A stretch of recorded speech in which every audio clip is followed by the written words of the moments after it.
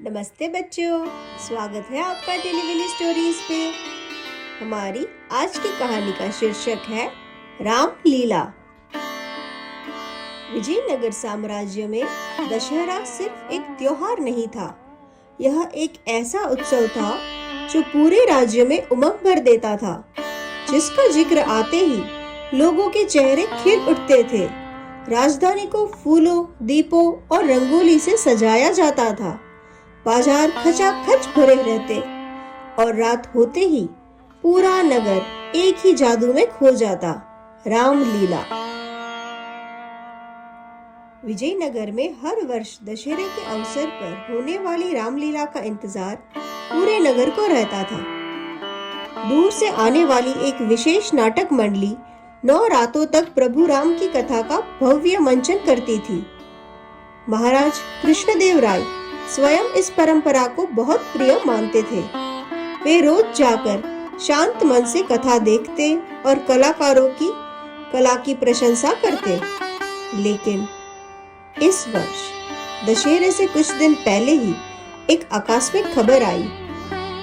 यह प्रसिद्ध मंडली किसी कारणवश विजयनगर नहीं आ पाएगी।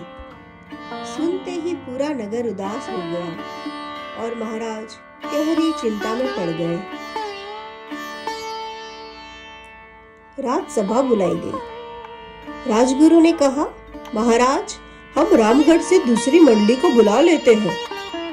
महाराज ने धीमे स्वर में उत्तर दिया, रामगढ़ बहुत दूर है राजगुरु, अब समय बहुत कम है।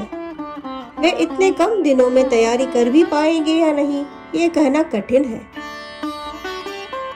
सभा में सन्नाटा छा गया। तभी तेनालीराम आगे आया। शांत, आत्मविश्वास से भरी मुस्कान के साथ वह बोला, महाराज, चिंता करने की जरूरत नहीं। मैं पास ही के कुछ कलाकारों को जानता हूँ। उन्हें सिर्फ आपका आशीर्वाद चाहिए और वे रामलीला का मंचन कर देंगे।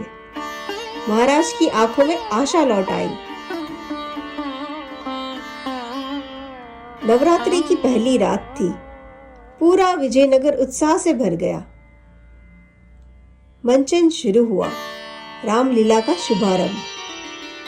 जब पर्दा उठा तो मंच और प्रकाश ऐसा लग रहा था मानो कहानी कोई कलाकार नहीं, स्वयं ईश्वर सुना रहे हो। कलाकारों का अभिनय इतना प्रभावशाली और जीवंत था कि पूरा नगर मंत्र मुग्ध हो गया। राम, लक्ष्मण, सीता, हनुमान, रावण, हर चरित्र इतनी भावपूर्ण शैली में अभिनय कर रहा था कि लगता मानो कथा सच में जीवंत हो उठी हो। महाराज रोज आते, खूब तालियां बजाते और बार बार कहते, इतनी अद्भुत रामलीला तो मैंने कभी नहीं देखी।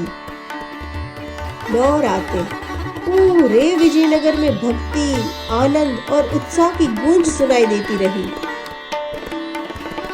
दशहरे के बाद महाराज ने कलाकारों के लिए एक भव्य रात्रि भोज और पुरस्कार समारोह आयोजित किया। पुरस्कार देते देते महाराज ने तेनाली से पूछा, तेनाली, तुमने कहा था ये कलाकार पास के हैं, पर ये इतने कुशल हैं, ये किस नगर से आए हैं? तेनाली मुस्कुराया, महाराज, ये यहीं पास के ही रहने वाले हैं। उसी समय पुरस्कार ले रहा छोटा बाल कलाकार मासूमियत से बोला, महाराज, हम तो यही विजयनगर के हैं। हमें तेनालीराम जी ने ही प्रशिक्षण दिया है। सभा स्तब्ध रह गई। कुछ क्षणों तक पूर्ण शांति। महाराज की आंखें चमक उठी, गर्व से, खुशी से और तेनाली की प्रतिभा के सम्मान से। वे खड़े हुए, तेनाली को गले लगाया और बोले, तेनाली, तुमने न केवल मेरी चिंता दूर की, बल्कि विजयनगर की छिपी हुई प्रतिभा को पहचानने का मौका दिया और आज उनका भविष्य उज्जवल कर दिया।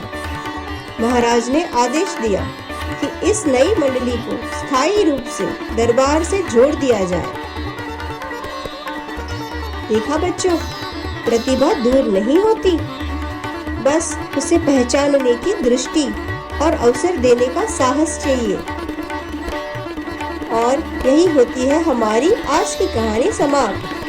कल मिलेंगे। Please like, share and subscribe. Thank you.